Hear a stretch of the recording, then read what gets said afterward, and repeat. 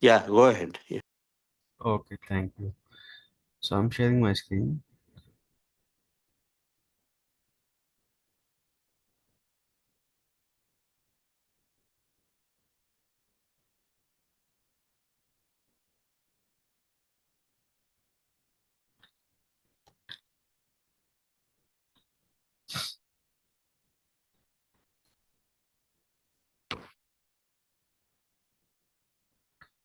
See, in the previous class, we have seen how TestNG works, how we can able to execute automation scripts using TestNG. Okay, so it is very important to mention the annotations, TestNG annotations. Then only the corresponding code logic will execute. Okay, so before each test case, if we want to execute some logic for setting up the driver, so we need to mention in at before method. So after executing the test cases, if you want to close the browsers means a driver, you need to mention it at the rate of after method. So like this, we need to use the corresponding test ng annotations, the automation test scripts. See here, page object model. I think see the page object model nowadays in any automation framework, it will follow the page object model design pattern because it is easy to maintain the code, and also through the objects of the page creation, we can able to reuse the methods of each page in the automation test cases classes. Okay, so that means page object model is nothing but we will create classes for each page of the web application, and also we will create object of those corresponding page classes in the automation test method classes. Okay, while importing the corresponding page classes. So this is the example they have shown how we can use the page object model. So it will use to encapsulate web elements and actions. So that means the web elements in every web page we will be having web elements, and we need to perform the actions on the web elements. So each page element, that means each page class will be having these web elements with the locators and also the corresponding methods, the functions of that page. So here, how we will implement the page object model. So example, public class home page. When you're creating a home page class, so the first step is the WebDriver installation, right? So, and then this is the locators. Example, in Amazon home page, we'll be having search box, text box, and search button. Two web elements, right? First, we need to give some keyword, some product name in the search box, and we need to click the search button. So, these are the text box web element and search button web element. Two web elements available on the Amazon homepage. So, we need to locate those two web elements in the page class, the home page class. The same way, after that, the corresponding actions. That means, see, we are using the constructor of the this page class to initialize the driver. So we took the driver which is WebDriver type. So we are initializing with the driver. Here in the constructor we are passing the driver value parameter. So we are initializing with the that value driver value for the class driver variable. So for that purpose we are using constructor, and also the common functions of that particular home page is navigate to home pages. Okay, navigate to home page and enter search term, click. So first we need to navigate to the Amazon home page, that is one common function, and we need to search the product, that is one function, and we need to click the search button, that is one function. So three methods having in the home page class. So in the page object model, every page class similar to the home page. So we'll be having some login page, we'll be having some results page. So like that in every above web application, if you go to banking applications, hello, Oh, Venkat garu, I have quick question, Andy. yeah, go ahead, Shirisha. The public void navigate to homepage string URL. Here URL we have to give the actual HTTPS. No, here no need to. This is a parameter, right? Oh, This okay. function is a parameter. If you are using like this, right, we need to Mm. pass the data to the testng data provider, or else it will read from the Excel. We need to give the URL all test data in the Excel document or XML somewhere. So the function should be parameterized. So the methods, see, URL is okay, but you should not give here string HTTPS and all. This is a parameter, so we will declare the values of the parameter in the some Excel files. It means wherever we are maintaining test data, right? There we need to pass the value for the URL. Then it will read. Thank you, This thank is you. a yeah, parameterization. Example, if you are not giving a parameterization, you can't pass the data from the external sources like XML, CSV, Excel spreadsheets, right? So you can't pass the test data. Okay. Otherwise, it will be like a hard coded. So you should not do hard coding, right? So we should not, if you are giving a HTTP something here itself, it is visible to everyone, right? It is not a security data constraints. So data security constraints will be there. So every client, any IT organization, they won't allow to show to do the hard coding. So we need to hide all the values, and we need to read from the external data sources while executing the automation test cases. Thank you, You got Andy. it right. Yeah. Going forward, I will show the framework in a sample project. There I will show you where we are maintaining test data. From there it will read the example URL, username, password, everything from that Excel sheet. Then it will execute the corresponding class, the methods. Okay. Okay, Suresh. So in just I'm explaining here in any page class, when you are creating a class for any page, web application pages, so what we are maintaining in the page classes in the page object model. So this design pattern is very important. If you are using any framework, it will be good to use page object model design pattern, because we are creating a separate classes for every page of the application. In that page class, in all the page classes, we are maintaining the web element locators and the common functions of the that page, particular page. Then while creating the automation test scripts, right? Example, I think here also they have shown one example. See here, this is a one test class, test and the test case, if you test class. So this is a one test case.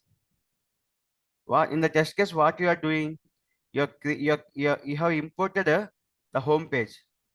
Okay, you need to import the corresponding home page class here, and you need to create the object for the home page, and you need to call the functions, navigate to home page, enter search, click. So you are calling these three page functions from the test case. How? Through the creation of page object. So that is the page object design model design pattern. Otherwise, you need to do the redundancy of the code. Like you need to write all this code in this test case. So to reduce that, so we are creating a separate page classes. We are maintaining all the common functions, web locators of the page of that particular web elements in a particular page class. Then from the test case, we are simply creating the objects for the page class after importing the page class in the test case class. Then through the object of the page, we are calling the corresponding functions because this test case is needed all these functions, right? So just we already created one time. This is one time job only, right? We have created one page class and just we are calling those page class methods from the test case. So that is the page object model design pattern. This is very, it is useful, means very important, this page object model design pattern usage, because it is easy to maintain the code if any changes, right? So you can change this class itself only. No need to change every test case because you have created all in one class only. So if any locators changes, normally whenever sometimes, right, some migration happens, something, the web application, the locators will change. In that case, directly you can go to page classes and you can change the corresponding XPath, means locators values. So no need to change in every test case, because we'll be having some thousands of test cases, right, in automation project based on the length of the project. If the automation project is like 1 year project, you can able to create a average 3000 to 5000 test cases. So every time we can't change every locators in every test case, right? So that is the reason we are using this kind of design patterns. Just we'll go to the particular class. If any locators changes, we'll change it so that from test cases, it will call those functions. It will be easy to maintain the automation scripts. Okay. And we can reduce the lines of code also. Instead of writing all these functions in this every test case, the lines of code also will increase. So it's not good practice. And also the redundancy of the code, it is not good practice. So these are all the coding standards. So every tester, automation tester, need to follow the coding standards. That's why we are using the Maven project. That means at any automation framework, it is having a proper guidelines, practices, a proper structure, and proper configuration files, everything. Okay, that's why we are every organization is going to use automation framework because it is easy to maintain the automation scripts during the regression testing rounds. Okay, so for a long run. So that's why we need, every IT company is following a kind of automation frameworks for the automation testing of any web applications or any other applications. So I hope you people understood what is page object model. So we need to create a page classes for all the web pages, and we need to mention the web elements locators and the corresponding page functions. And from the test cases, we need to create the objects of those page. If you want to use the common functions of that page, then only you can create an object of that page, and you need to call the through the object we need to call the corresponding page functions. Depends on the test case functionality. If this test case is using some other page means, so you need to create a object for the other page, and you need to call the functions of that other page. Okay, the concept is same. So after this, as we all know, if you want to when you are using testng, you need to install testng, and then you need to create a testng.xml file. In testng.xml file, we'll be using to execute the test cases, right? So this is the format. The suit tag, you should give the suit name, test tag, test name, and inside the test tag, classes tag, inside the classes tag, class name. So we are executing this set test class. So we are giving the class name as this one. So we are executing this test case in this class. So when you are executing the testng.xml, run as testng.xml, then the corresponding test case will execute. This test case will execute. So if you want to execute the hundreds of test cases, then it is easy to give a suit, and also you can mention in the Excel sheet all the test cases, and you should give some flag, which test cases you want to run. Some flag we can give like yes or no parameter. For all the test cases, example, if you have some 100 test cases in a project, if you want to run some 50 test cases randomly, so from if you need to maintain all the test cases details with the test data in the Excel document, and then you need to give the flag yes for all the test, for whatever test case you want to run, you can give the flag as yes. One column name you should give some flag or something, the column header.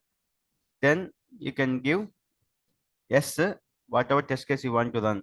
Some 50 test cases you want to run out of 100 means for those 50 test cases you should give flag as yes. So for 50 other test cases you should give flag as no, so that the automation framework will pick only those yes test cases, the 50 test cases which we want to going to execute. So that also one execution pattern using data driven testing that I will show when we are creating a sample project. So this is TestNG. So please practice the TestNG annotations. So how to use it? All those at before method, at before test, at before class, at after method, at after class, at after test. All those. So and then Maven, as we all know, like it's a build, the project build tool. So like a Maven, we have a Gradle also. So don't worry about the different build tools. Just learn only one build tool. If you learn one, it will be, if you are going to any organization, if you are joining in a job, then if they are using other build tool, it is not a issue. You just learn only one build tool for job searching. Okay. So most of the projects means in IT companies, they are using Maven project only. Okay. So in the I think we have seen when we are creating a project through Maven, it will be having a proper structure, right? The proper structure means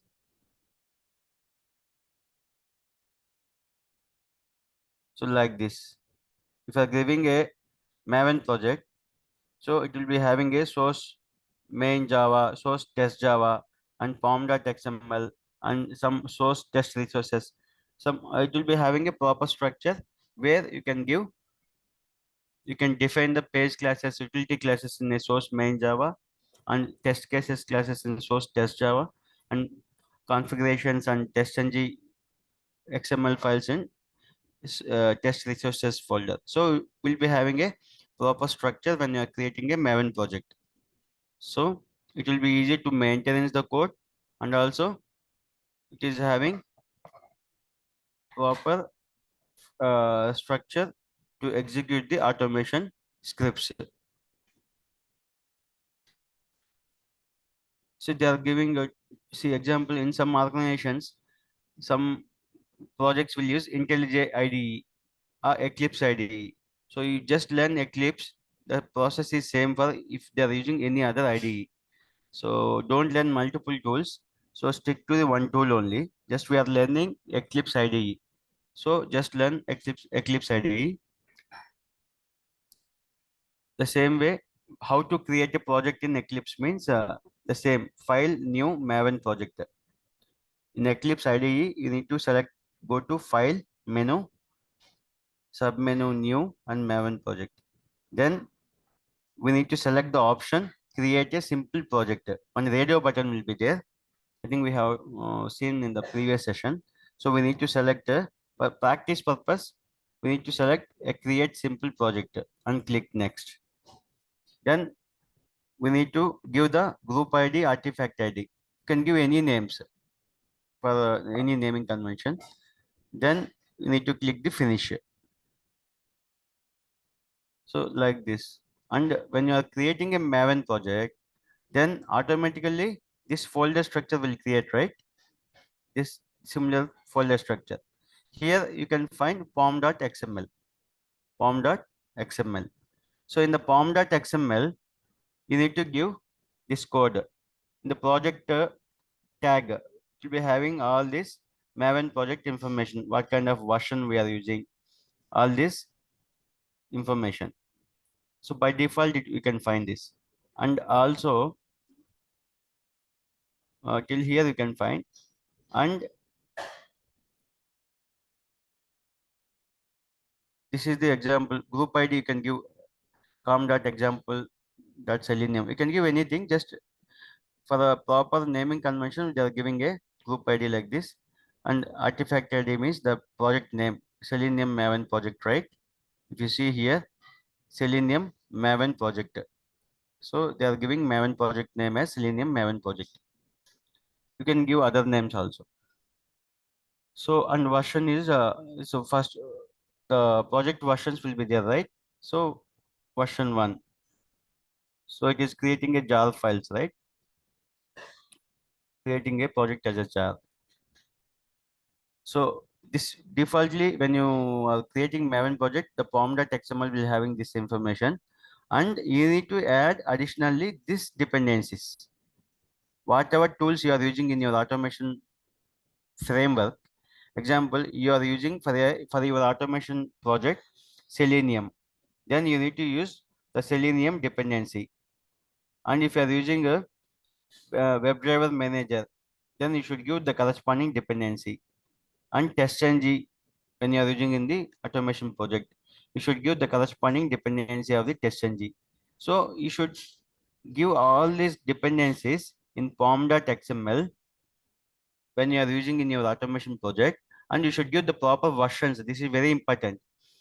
Example, you should give the some based on your web application, right? So some you should give the compatible versions, the latest versions of those tools. Okay, Selenium latest version, TestNG latest versions, and that other tools also you should maintain the latest standalone versions. So after giving the required tools dependencies in the pom.xml, you can save it, and you can give this command also. Run the following Maven command to download the dependencies. So if you save it, it will automatically download. And also from the command prompt, it should go to command prompt like this. Sorry. You should go to the corresponding Maven project folder. I will show that for sample purpose. See example, your Maven project is here, right?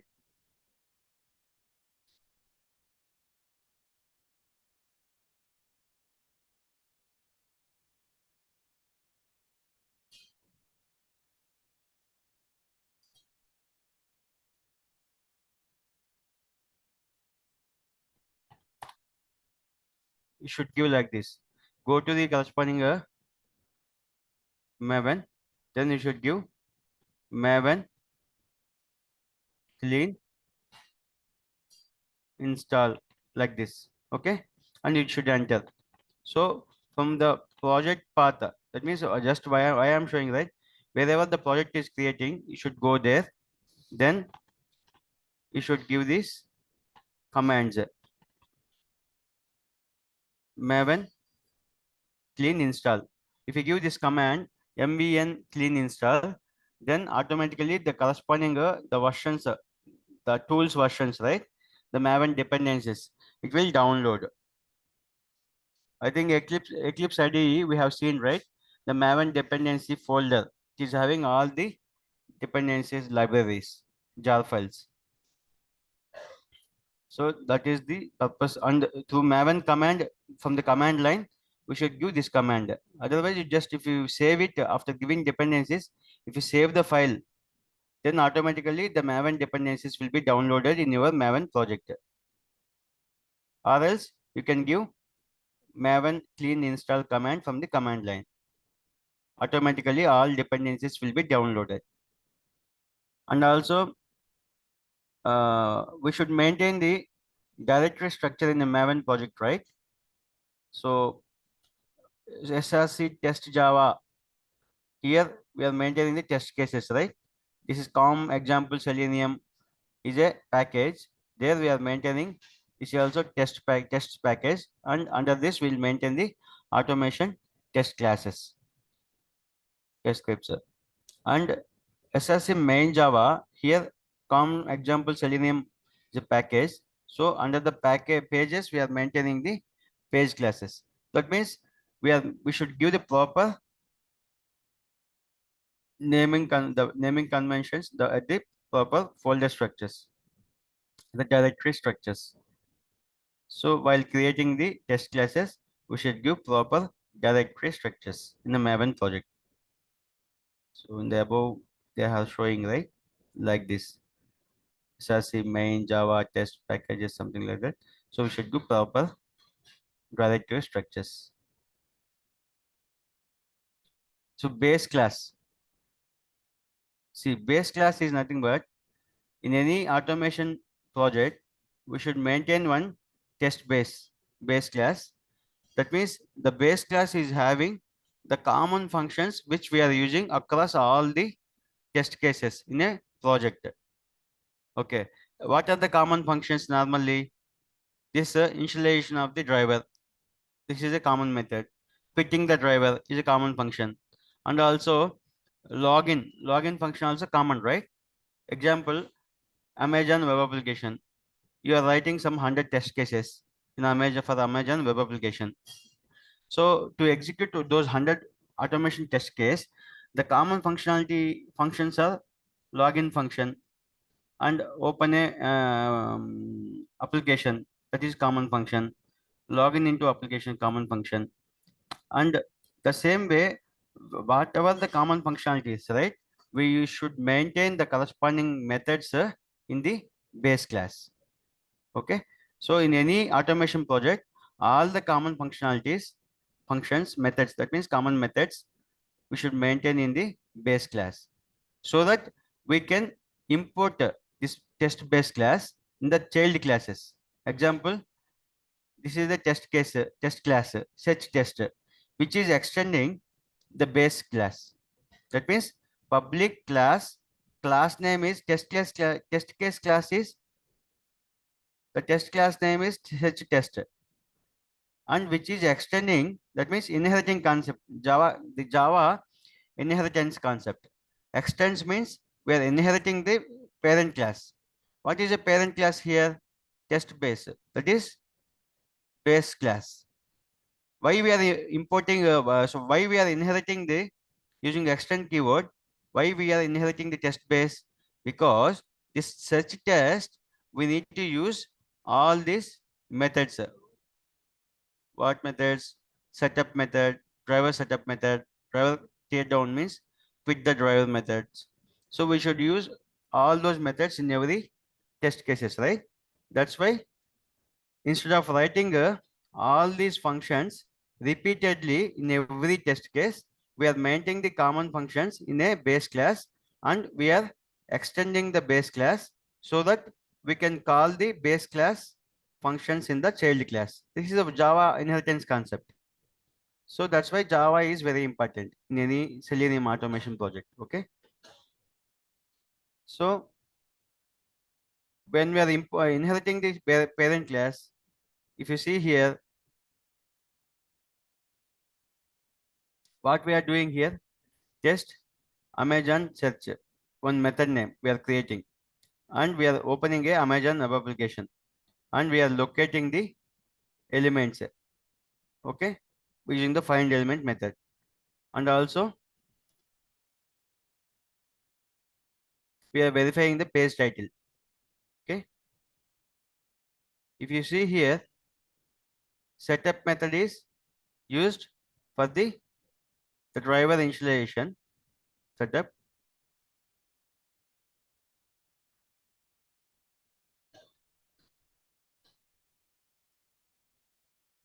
So when you are inheriting this class, right, test based class, that means we are this driver object, right? The driver object is directly we are using here. Why means the test base already this method available in the child class. So no need to create again driver object. So we can use the driver object of that parent class. So we are calling using the driver object of the parent class, and we are calling with get method to open a web application. Okay, that's why we are extending the parent class.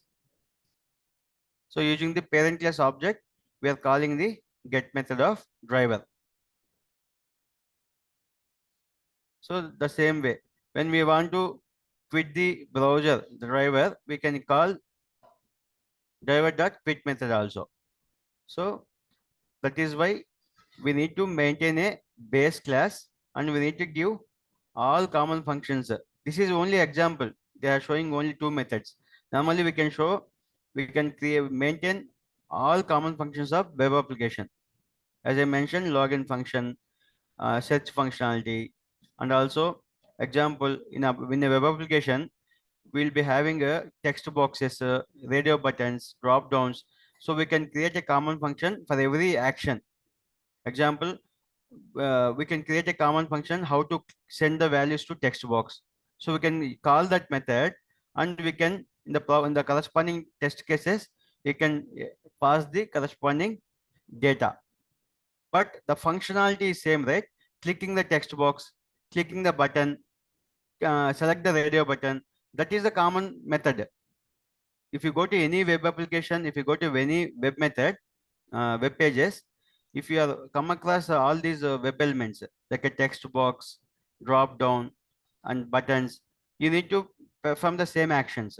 So all those functions we can create in a base class, so that the corresponding test cases you can directly call those functions using the objects of those base class.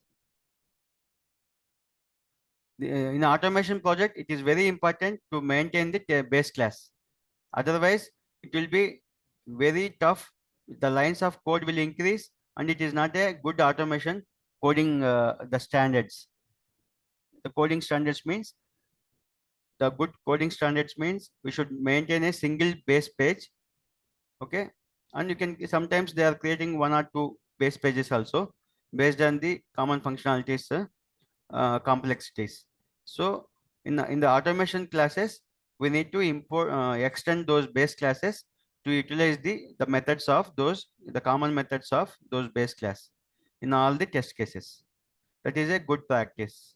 And for maintenance also, it is very easy. Okay, no need to change every test case. You should go to base class, base page, and you should change the corresponding functions if any changes in the application. No need to change in every test case. That is the way we are creating like this, maintaining base page. So here also same way. How to create test case means, so same from testng means we should create a testng.xml. You should maintain it in the class tag, the corresponding class name we need to mention, and we can execute the testng XML file using the option run as testng. The same way, right click the testng.xml file. After mentioning what test case you want to run, save it, and right click on the testng XML file in Eclipse, the Maven project. Inside the Maven project, will be having testng XML file, and right click on that file and select the option run as testng suite. Then it will execute the corresponding test cases classes. And reports, what reports we can see by default, testng will be generating HTML report, the target folder in the Maven project. When you are creating a Maven project, it will create by default at one target folder, like a source main Java, like test source test Java, like source test resources will be having one folder name as target. So in the target folder, the testng will generate HTML report. Okay, then in that HTML report, after executing all the automation scripts, then you can find the report as what test cases pass, what test cases fail. You can open the report and you can see the details, the test results. So based on that, for failed cases, you can debug it and you can see why the test cases failed. Based on that, you need to fix the automation scripts. So we can debug the code. Why the test case is failed is because of some method, is because of some variable, or is because of some application URL is incorrect. So we can check all those while debugging the automation scripts based on the test results report, the test execution report. Okay. See, they are saying the test output directory will be there. Here you can find index.html. So we can see the results in a browser. Okay, you can open in a browser. That HTML report will, you can able to see all the automation scripts execution results. So this is the way we can execute the test ng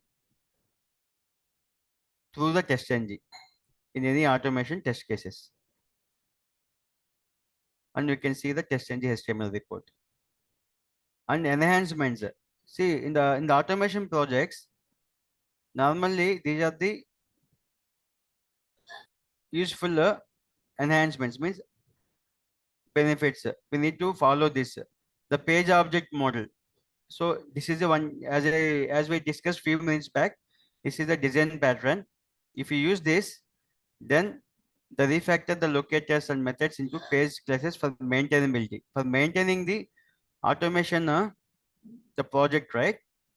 Whenever any changes occurs in a web application, then if you use the page object design pattern, it will be easy to maintain the code of that particular automation project, because the locators and methods will can change it in the corresponding page classes if any application functionality changes occurs. That means the pages changes means locators obviously changes. The functionality changes means the methods we can change the corresponding page classes. That's why this page object model design pattern is useful for the easy maintenance of the code. And extend reports. Extend example, this is a by default testng HTML report. After executing the test cases, the testng will create one HTML report for the test execution reports.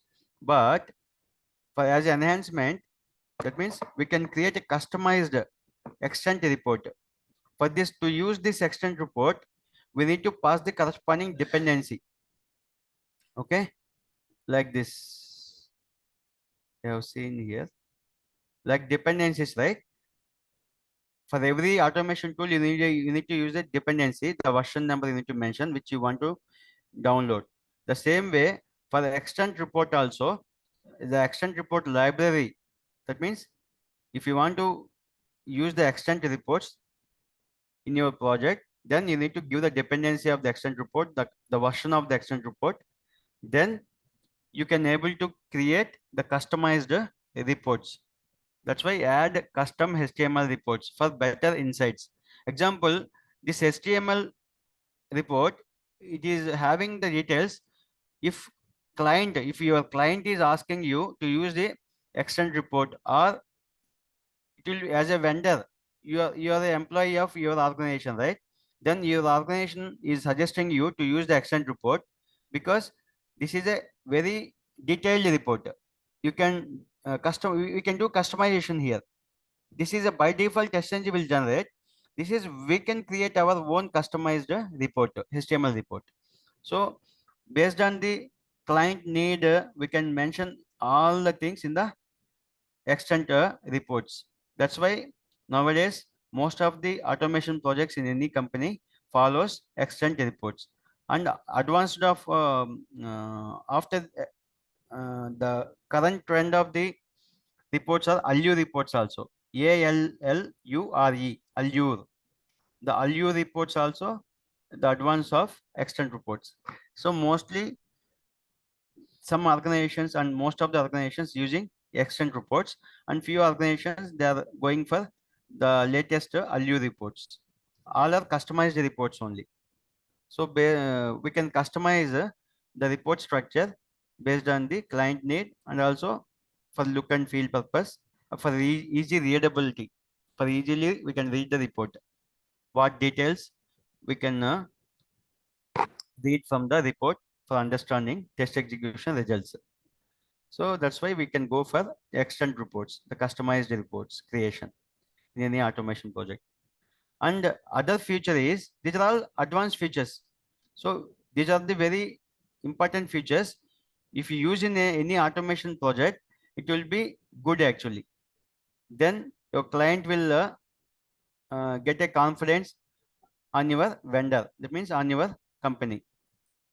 So if TCS is your organization, if you're working for Citibank, the Citibank client will be happy when you are using the latest the features, okay, in your automation projects, because it's benefit, it's value add to the customer, right? So we are easily maintaining the code for any whenever the application changes, and we are creating the customized reports, and we are doing the execution, parallel execution. This is very important.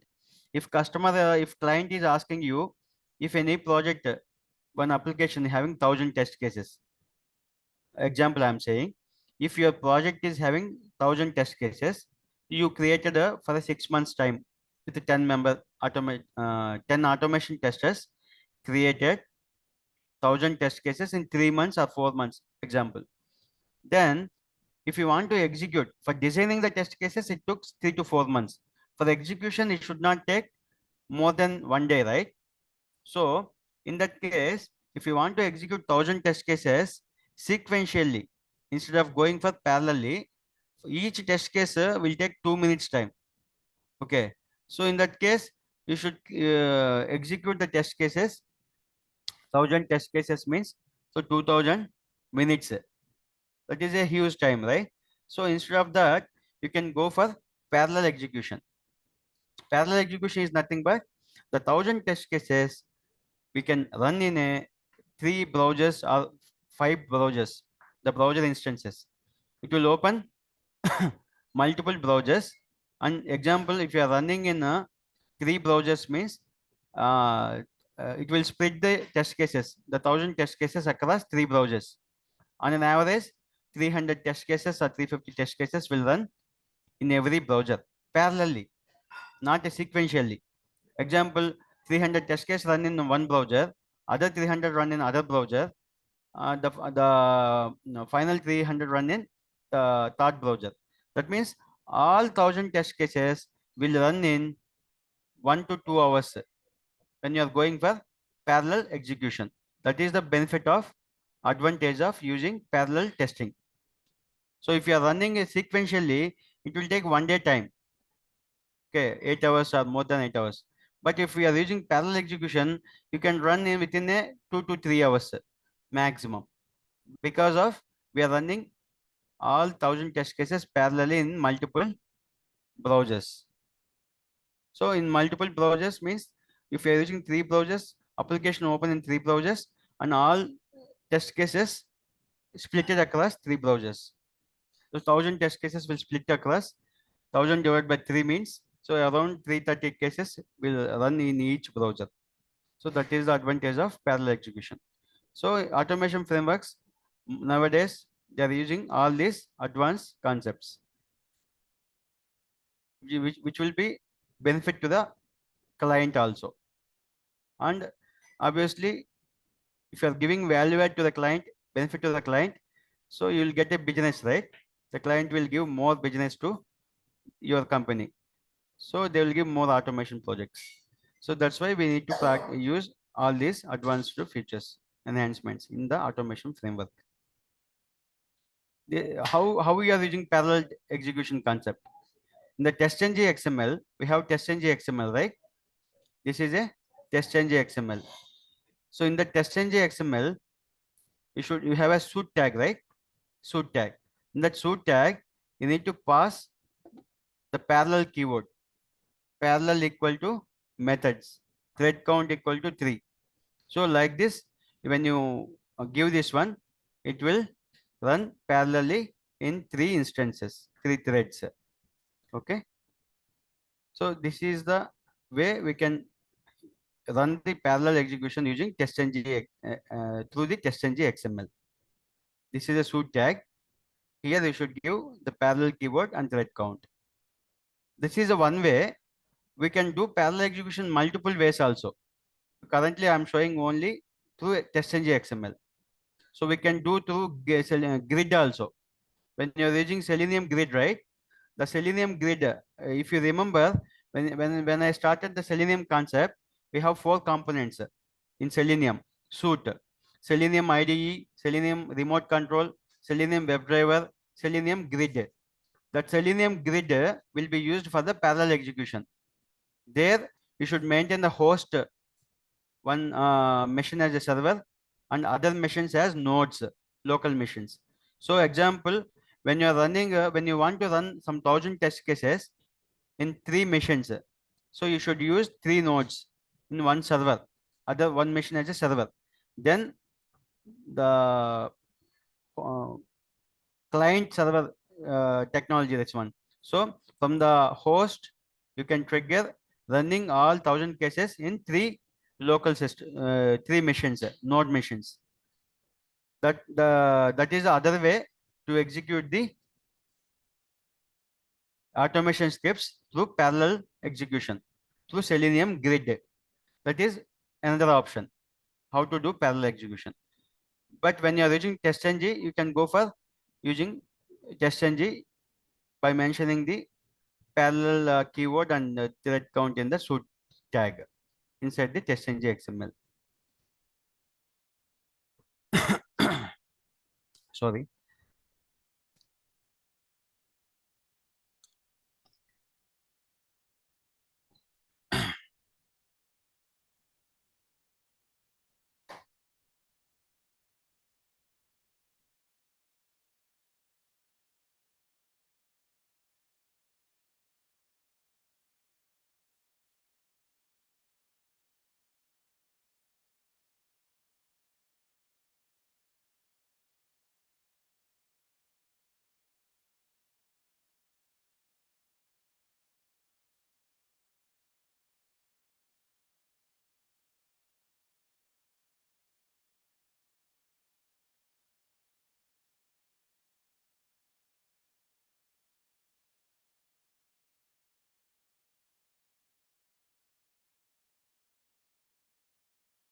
One second, I'm getting a call.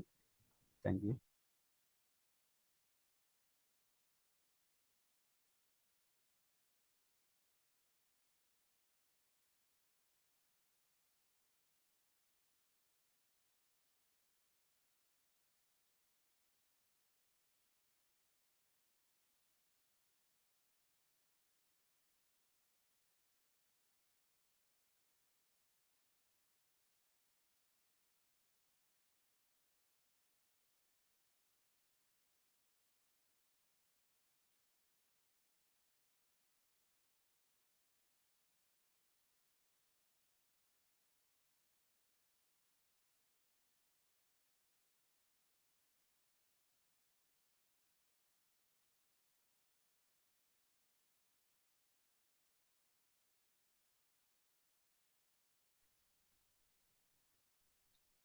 See, we have covered all the concepts in Selenium. Okay.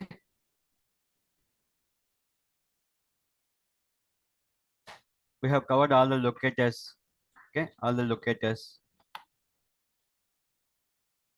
ID name. See, this is very important for automation testers. If you are not locating the web elements properly using proper locators, so it will be very difficult to execute the test cases. So first learn. One second. I'm getting call.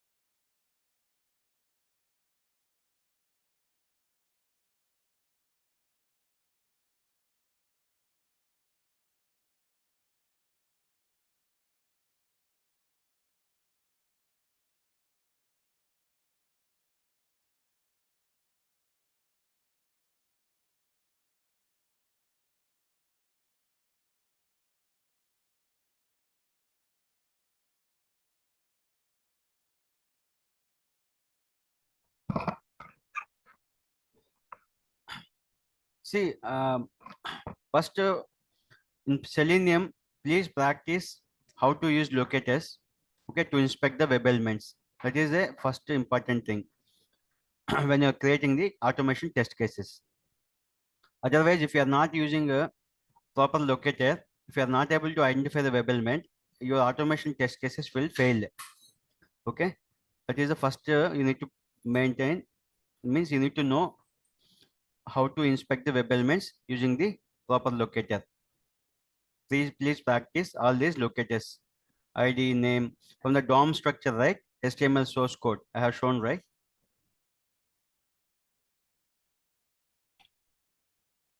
We are going this Amazon. So when you Chrome, if you're opening, right, just press F12, or if you right click the web application, click inspect option. Okay, right click on the any application browser, click the inspector, then this DOM structure of the source page will open.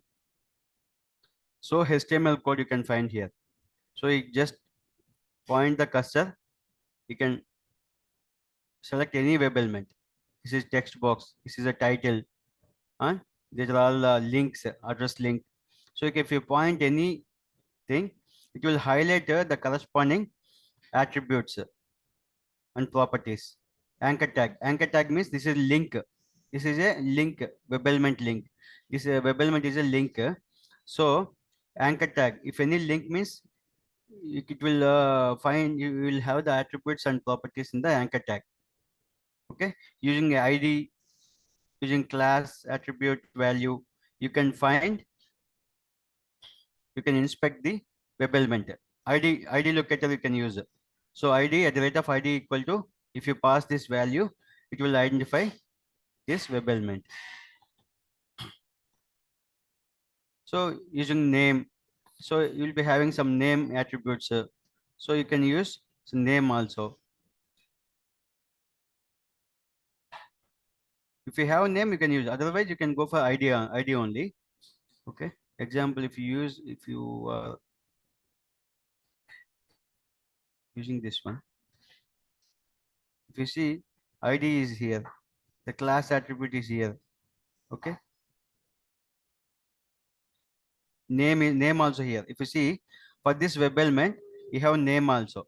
So if you want to identify this text box, then you can using the name attribute value, you can identify. In that case, you need to use name locator. Okay. And class name means if you point any web element like this, so you can have ID and you can have class, the class value. So you can give class name, you can use the class name locator, you can pass the class attribute value to identify the corresponding web element. Link text, anchor tag, we have seen, right? Amazon title. If you click on the Amazon title link, then anchor tag is here. Then you can give link text. What is the link text here? The Amazon.in, right? The text is here. So you can use Amazon.in text. Okay, to click this using the link text. What is the text of the link? And partial link text. If you are passing instead of Amazon.in, if you are passing only AM something, the partial text, then you can go for using partial text link text. The CSS selector, you can use any attributes. You can to inspect the web elements using CSS selector. If you see example of CSS selector, what they are using,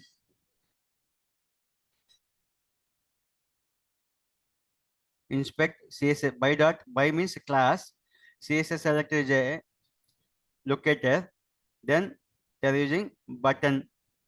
That means the if it is a button web element, they are using the submit button. Okay.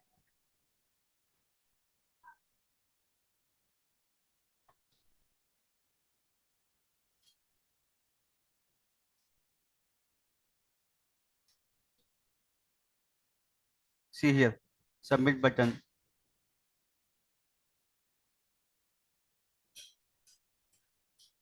So these are the for dynamic web applications, right? Use these locators, this XPath ID and the CSS select. You can use anything, but before using it, you need to identify whether the element is able to locate. Example, how to identify when you are identify in the DOM structure, right? Here, just Control F. You can check here itself. Example, if you want to find using XPath, okay, just give the corresponding tag name. Okay, what is the tag name here? Input is the tag name. What is the ID attribute value? So this is the ID attribute value. Copy this value, and here you should pass input tag because this is input tag, right? Input tag, and at the rate of ID equal to this one. If you see here,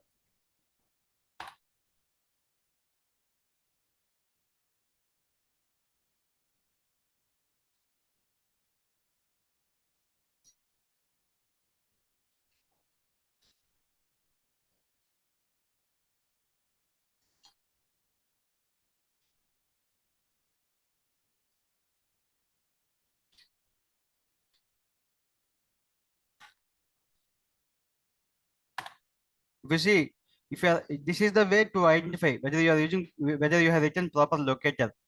Example, XPath, if you are using proper attribute value, if you see here right side, one of one, that means if using this XPath, you are finding only one web element. Just select this syntax, click enter. Then if the syntax, the XPath value is correct, then it will highlight this one. If you see enter, then it will highlight it. That means that is the way you need to find whether you have written proper XPath locator or any other locator.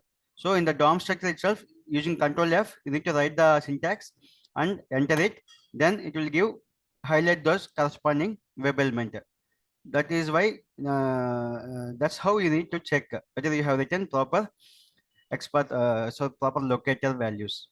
And if you see in the right side, sometimes it will show one of three, one of four, multiple in the same attribute. With the same attribute, you can find duplicate also. Then in that case, you should give the index. If it is one of three, something means if it is a second one of three means with the same attribute you can find multiple web elements. Example, text box, this button, drop down, this one. So example, I'm saying these three web elements having same class name. So it is showing you one of two, one of three, something. So if you want to select the drop down, you should give the index box bracket second. Whenever it is showing, it is having three web elements. If it is having one of one means no need to give. One of one means only one element you can find using this attribute. So in that case, directly take this value and pass to identify the web element in the automation test script at the rate of test, right? In a test engine annotation, in automation, while writing the automation test cases code, inside the at the rate of test method, you should give this locator driver dot find element of by dot XPath of, you should pass this XPath value to inspect this text box. So that is how you need to inspect the web elements properly. So practice this inspection of the web elements. Okay. So this is the only important thing in automation scripts. If you are able to give proper locators, so it's easy to complete the test cases in the same day.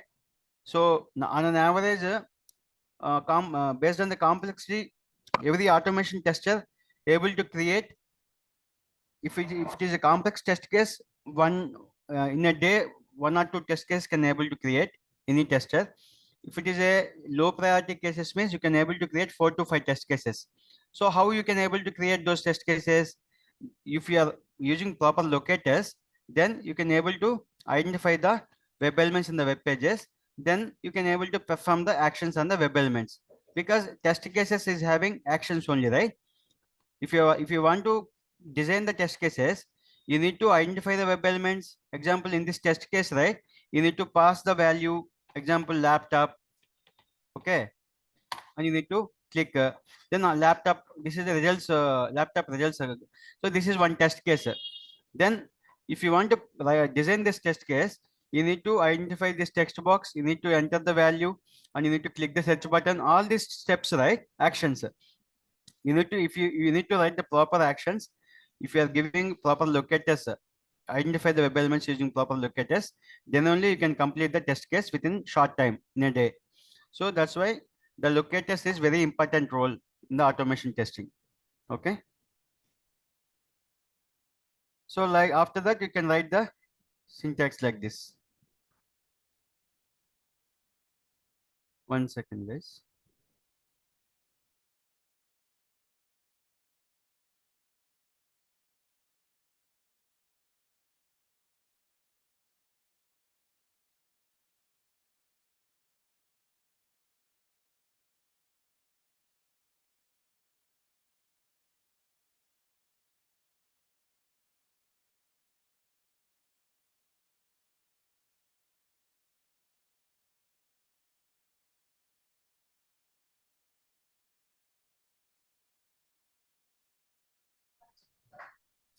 Okay, guys, I'm closing the session today.